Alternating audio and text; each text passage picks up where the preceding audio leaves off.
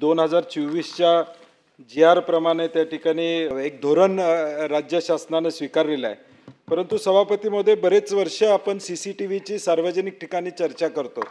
सर्वोच्च न्यायालयानं सांगितले पोलीस स्टेशनमध्ये CCTV बसवायत, काही जवळजवळ 70-80 ठिकाणी आपण बसवलेले आहेत पोलीस स्टेशनमध्ये. परंतु प्रत्येक शहरामध्ये बसवण्याच्या दृष्टीनं आपण जो GR काढला 2024 मध्ये सगळ्या आस्थापनांच्याकडून DPR मागवले, त्याला बजेटरी तरतूद काय होणार आणि कधी होणार? कोल्हापूरचा प्रश्न आपण यामध्ये आलाय, त्याचं उत्तर आपण दिलेलं आहे की आपण त्याला नाही, परंतु निधीची तरतूद कधी होणार हा माझा स्पेसिफिक प्रश्न. आणि टाइम बाउंड याच्यावर काय आपण करणार आहोत का नाही?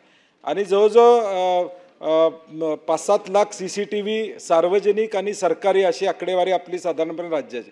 मुख्यमंत्री महोदय, आपण मागच्या वेळी याच सभागृहामध्ये एक प्रश्न विचारला होता की आता खाजगी आस्थापनावर CCTV आहेत. अनेकदा आम्ही अनेक CCTV खाजगी आस्थापनाचे सोशल मीडियावर व्हायरल झालेले बघतो. अमका माणूस जेवायला गेला, अमका माणूस तिथं बसला होता, त्याचे व्हिडिओज व्हायरल होतात. हे म्हणजे प्रायव्हसीसाठी पण घातक आहे. आपण इथंच आश्वासन दिलं होतं मागच्या वेळी की याचं एक धोरण आम्ही ठरवू की खाजगी आस्थापनातले व्हिडिओ जर व्हायरल केले तर त्याच्यावर योग्य पद्धतीने कारवाई होईल. कारण की आज बेडरूम मधले व्हायरल होत आहेत. कोल्हापूर त्यामुळं बाबा त्यामुळं मुख्यमंत्री महोदय, याच्यावर सिरियसली काहीतरी ऑफिशियल धोरण आलं पाहिजे की खाजगी आस्थापनातला CCTV ॲक्सेस कुणाला असेल, कशा पद्धतीनं असेल, हे आपण धोरण मागच्या वेळी आपण आश्वासन दिले की करू म्हणून, तर ते ऑफिशियली आले माझ्या माहितीपर्यंत तरी नाही आहे. आणि या आत्ताच्या 24च्या ऑर्डरप्रमाणे 24च्या GR प्रमाणे राज्यामध्ये सगळीकडे CCTVचं जाळं आपण करणार आहोत का? माझी दुसरी एक मुख्यमंत्री महोदय, आपण यामध्ये आहात. आपण पाश्चात्य देशात बघितलं तरी CCTV नेटवर्क लोकल ऑर्गनायझेशनकडे आहे. तर हे पोलिसांच्याकडे करण्यापेक्षा त्या महानगरपालिकेकडे ही आस्थापना देता येईल का, म्हणजे जेणेकरून हे टिकून राहील?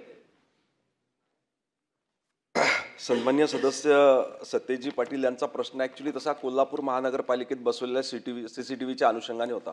परंतु आपण आता विचारणा केली की संपूर्ण राज्यामध्ये CCTVचं धोरण काय असलं पाहिजे, त्याच्याकरता बजेटरी तरतूद काय आहे, नंतर खाजगी आस्थापनेवर जे व्हिडिओ रेकॉर्डिंग होतात आणि नंतर ते व्हायरल केल्या जातात, तर ह्या संदर्भात काहीतरी धोरण त्या ठिकाणी ठरवलं गेलं पाहिजे. या अनुषंगाने आपण जर का बघितलं तर वेगवेगळ्या आस्थापनांच्या मार्फत, वेगवेगळ्या विभागांच्या मार्फत CCTV आता सर्व ठिकाणी लावण्यात येते.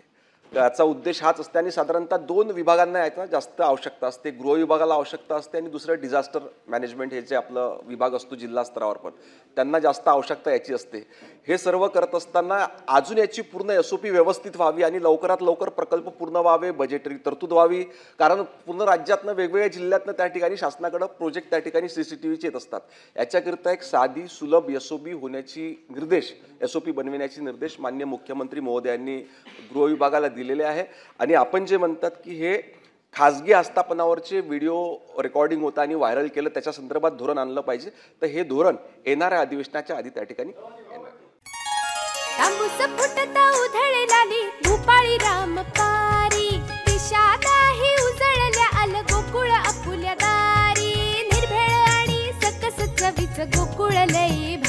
गोकुळची दर्जेदार दुग्ध उत्पादने.